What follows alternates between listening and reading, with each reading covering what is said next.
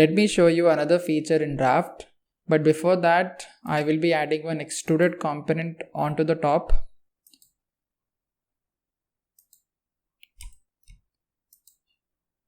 Let it be placed nearer to the corner, and let me increase the draft and press OK. Extrusion, and press OK. Now let me create a draft on all the faces of this extruded component.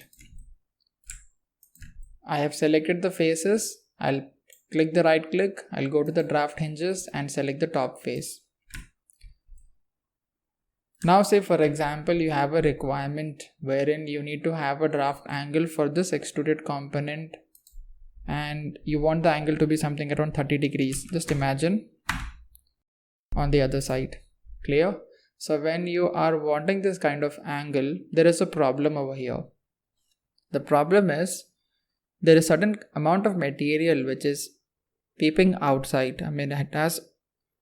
It is basically over the geometry, and it is not correct to leave the material in this way. So how do I deal with this kind of feature?